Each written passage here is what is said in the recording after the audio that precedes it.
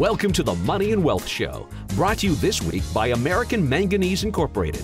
Here's your host, Sterling Fox.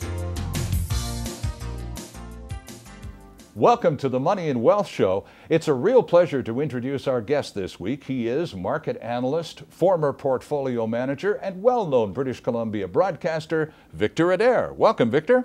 Good to be back. We've heard all the numbers crunched for 2010 and a whole lot of predictions for 2011, but here we are early enough in the year to be able to get away with this question, Victor. Give us a summary of 2010 and a look ahead to 2011 from your chair. Well, Sterling, you remember in the summer that we had talk of a double dip, and the stock market kind of took it on the chin. And then at the end of August, the Federal Reserve got together in Jackson Hole. It's a regular meeting they have every year, and they started talking about quantitative easing. And from that point right through to the end of the year, the stock market rallied, commodities rallied, some more than others, and the euro debt crisis, or the euro sovereign debt crisis, seemed to fade a little bit into the background, considering how much it had been in the forefront in the first half of 2010. I think the question for the market analysts, anyway, that you're referring to, is whether or not the momentum that we developed in the stock and commodity markets in particular through the second half of 2010 is going to continue into 11, or if we're going to have a correction. And there certainly are guys on the correction side and guys on the momentum is going to continue side. They're all much smarter than me, so I don't know what's going to happen. All right, well, uncertainty is one thing. Yeah. It is widely held markets don't like. And yet, as you pointed out, at the end of 2010 into 2011, there's a vibrancy in the markets that seems to be shrugging off the big question marks about what lies ahead for the balance of this year. Sure. Well, you know, and vibrancy might even be a polite term. It might even be a little bit of a mania in some of the markets. You know, I mean, we've seen gold market close higher for 10 years in a row, but 2010 seemed to be silver's year, you know, far outshining gold. The copper market was also very, very strong. Grain markets, which were weather affected a lot, right, and that's continuing into the early part of 2011, have been very strong. One of the broad commodity indices that I follow is now at all-time record highs. That's even higher than it was in July of 08 when it got there with an assist of $147 crude oil. And of course, we're a long way from that on crude right now. So I'm probably predisposed to side with the guys, the analysts, that think we're due for a correction. But as a trader, you know, somebody who tries to make money in the market and certainly manage my risks, I've learned the hard way over the years that just because I think something ought to end doesn't mean it's a good time to step in front of the train. So I'm inclined to watch and wait and see what happens here, thinking we may get a correction, but respecting the momentum that we've had in the second half of 2010.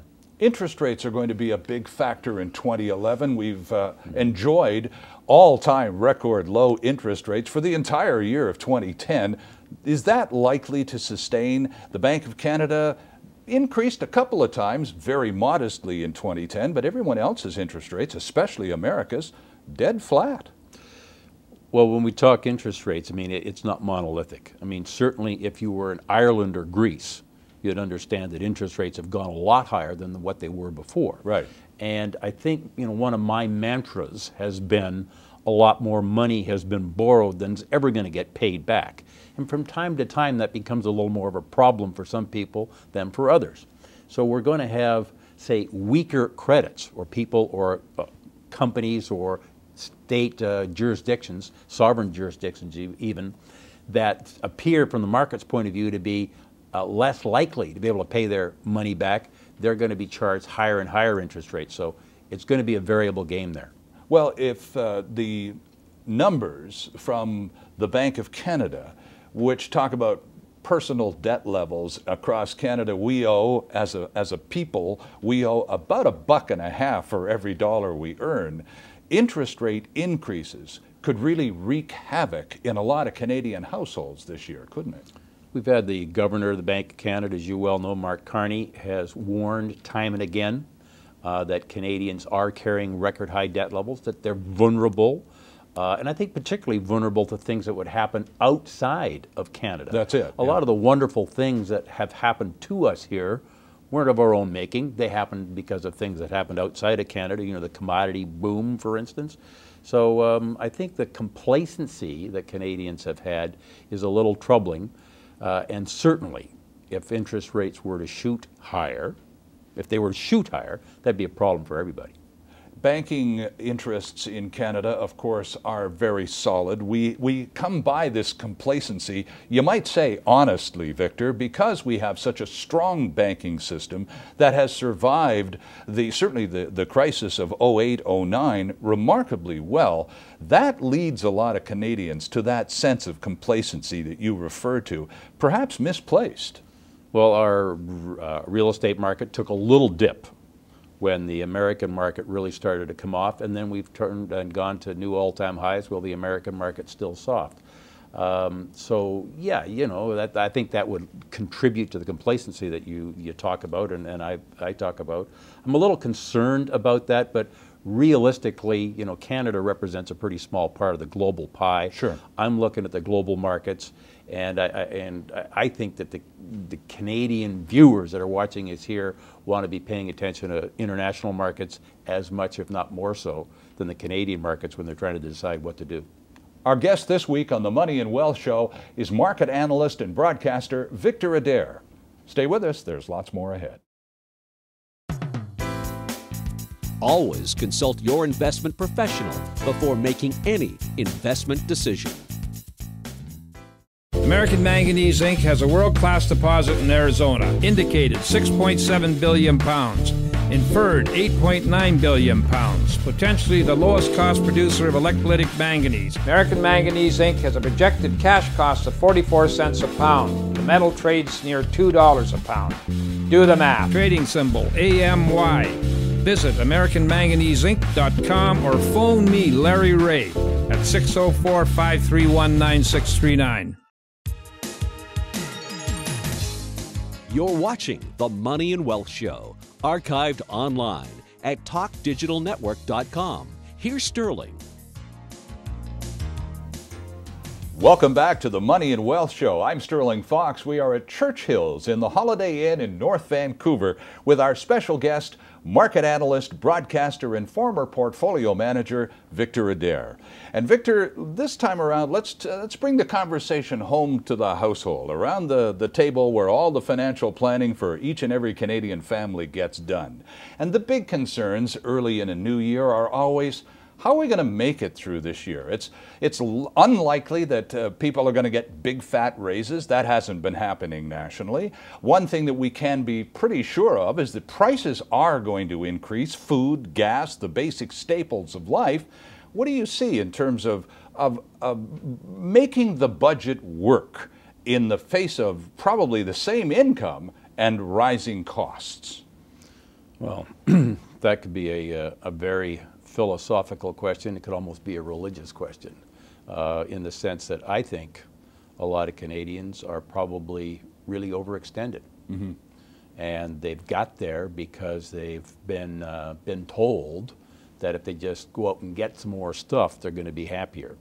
And I think maybe as the population gets a little older, they find that that doesn't ring true at all, but they have to deal with the consequences of that.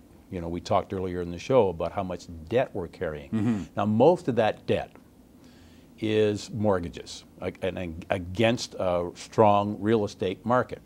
So some people that find themselves in a position where they're having trouble making the payments on all the stuff they've taken on, all the commitments they've taken on, might be in the back of their mind thinking, well, thank God, you know, the house is doing fine. That's right. You know, and I think that's common thinking. So in a way, God help those people if something goes haywire with the housing market. So that's a risk that's out there. The Governor of Canada, I think, in his own way, has warned about the amount of debt we have and the risks that things could go bad. You know, I'm of Scottish heritage. Okay, I've been called parsimonious by some of my friends. I like not having debt. I like having savings. You know, I like managing how I spend my money or try not to spend money, you know. And I think it's, you know, in the big world, we've got the Austerians, as we call them. And these are the Europeans who are saying, you know, we need to cut, you know. I'm using a Germanic accent there for good reason. And then there's others who seem to have spent well beyond their means, you know, and are just don't have any plan. So I think when you're making your plans, you know, you bear that in mind. You know, it's going to be okay to maybe say no to some things. Try to get your finances in order so that you're not going to get clobbered if there's a rainy day. Some really distressing news out of the United States at the end of December, Victor, with respect to that housing market that you were just talking about. Prices continue to go down. The value of homes across the United States continues to deteriorate. And, you know, we sit up here in Canada going, gosh, that's terrible, tut, tut, tut, poor fellows, you know, and all the rest of it. But back to that sense of complacency we talked about a few minutes ago, is there a possibility of a similar meltdown in the Canadian housing market, or is it really just that different here? Well, it certainly seems to be different, and the prospect of say, the Canadian residential real estate market cratering seems really unlikely to me. It just, and maybe I'm naive, but I don't see that. Sometimes I think that our strong real estate market is actually an extension of a very strong real estate market in China. Particularly in British Columbia and Western Canada, where Asian buyers are coming in and snapping up real estate. Yeah. So do I think it could just crater? No, I don't think so. But, you know, never say never.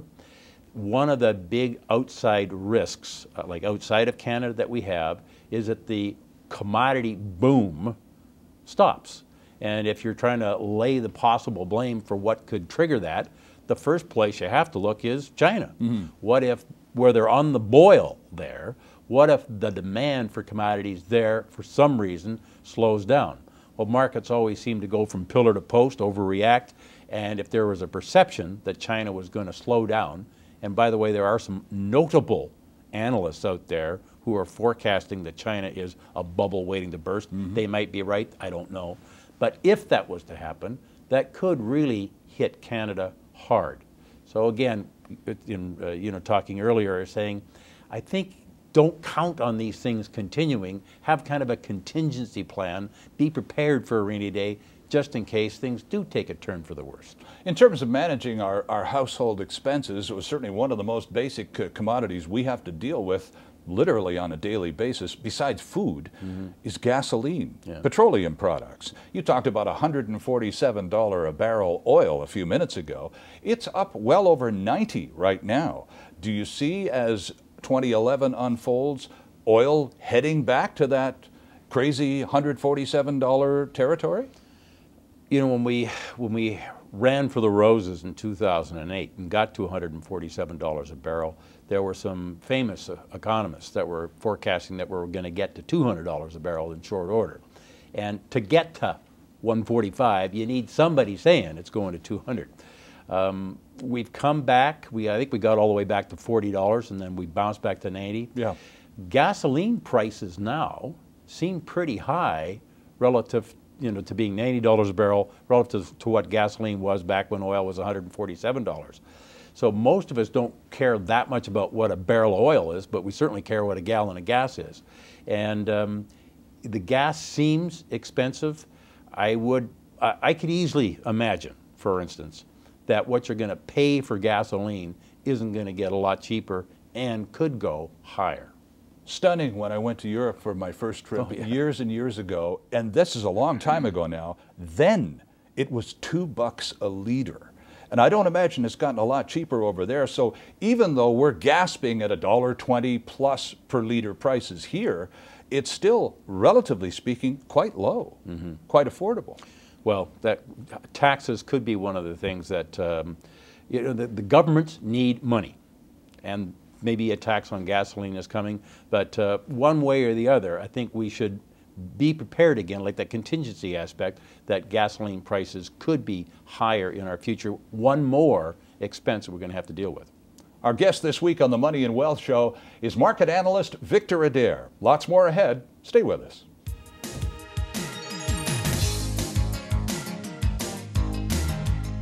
The Money and Wealth Show is archived online at talkdigitalnetwork.com. Molycorp Gold Corp has substantial assets. Magnesium deposit, inferred 52 billion pounds. Molybdenum deposit, indicated 1.9 million tons. Inferred 1.8 million tons at 0.087% MO. Past silver producer, average 182 ounces per ton. Trading symbol, MOR. Website, molycorp.com. Or phone me, Larry Ray, at 604-531-9639.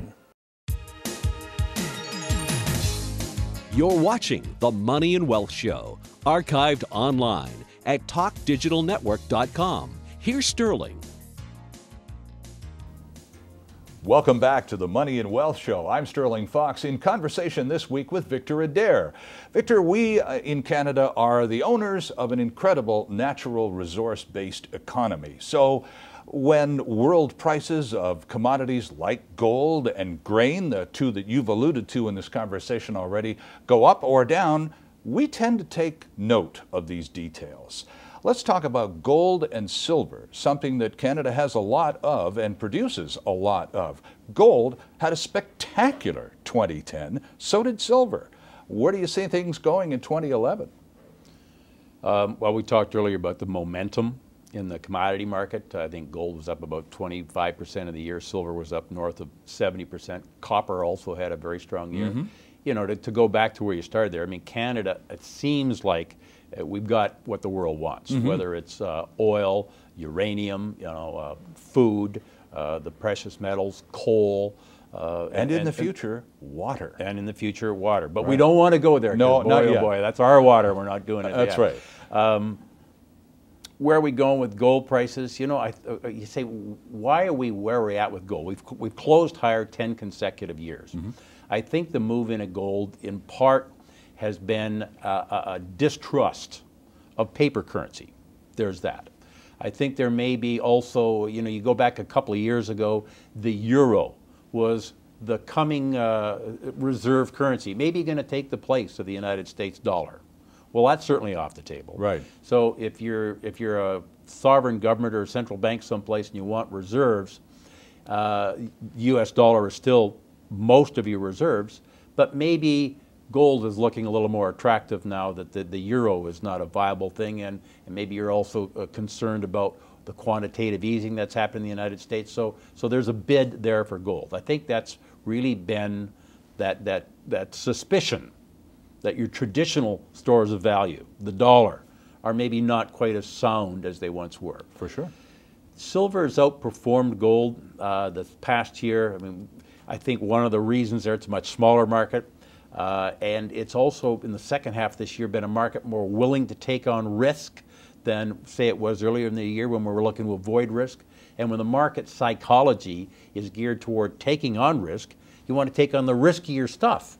So silver, in that sense, is a better buy than gold.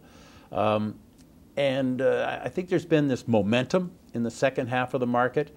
I am a little inclined, as I said earlier, to think that the momentum may be a little ahead of itself and we'll get a correction.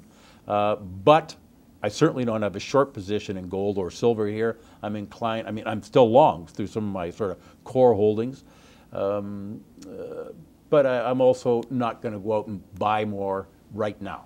Well, gold, of course, is unaffordable to a lot of ordinary people at $1,400+ an ounce. Silver, infinitely more affordable. But a lot of people look at the hard metal and say that's one asset. But maybe if I buy mining stocks in a company that produces these metals, there's a lot more upside for profit taking and growth period.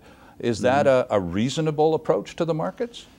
I think over the past number of years, people have seen gold as more something like you buy and put it away. Yeah. You know, hide it. Whereas you can speculate in the mining shares, and the more speculative the shares are, you know, the juniors, maybe a little more action than the seniors. I watch a lot of ratios, and one of the ratios I see is that gold shares, since the crash in '08, haven't really caught up again to their typical ratio with gold itself. And I think one of the reasons for that is the rise of the gold ETFs. And there's all kinds of ETFs out there, but they have made it easier for a broad range of investors, whether they're pension funds or individuals or anybody in between, to participate in the market. And they're maybe more inclined to use the ETFs than junior mining shares, for instance. So just one final thought on that. I've often said, if you want to buy gold, buy gold. Understand that buying shares in a mining company, not the same thing. Right. Might be real good reasons to buy the shares in the mining company, right, but it's not the same thing. Not buying gold, is it? You're not buying gold. Right, absolutely. We'll have a final thought from Victor Adair in a moment.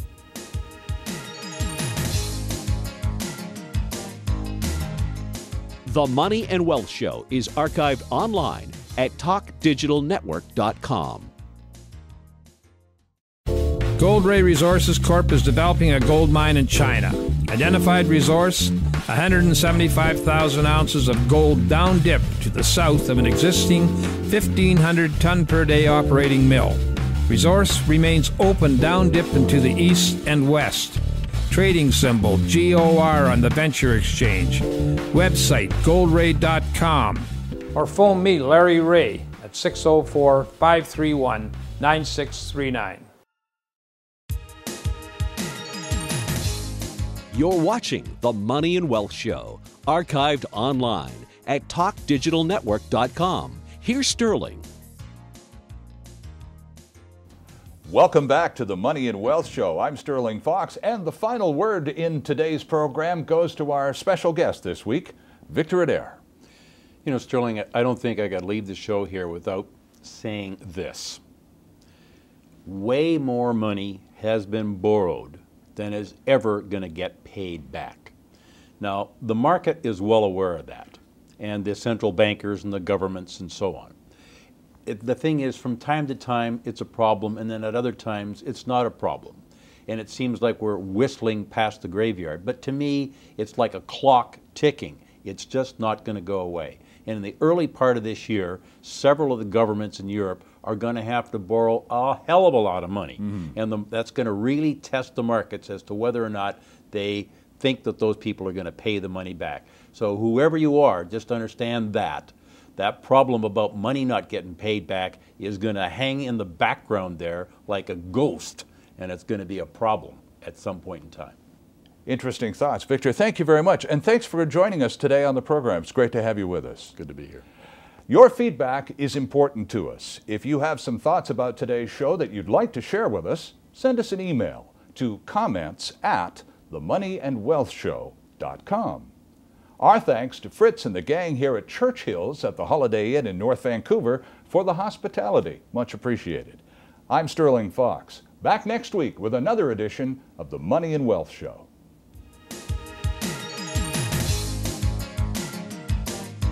The Money and Wealth Show, brought to you this week by American Manganese Incorporated.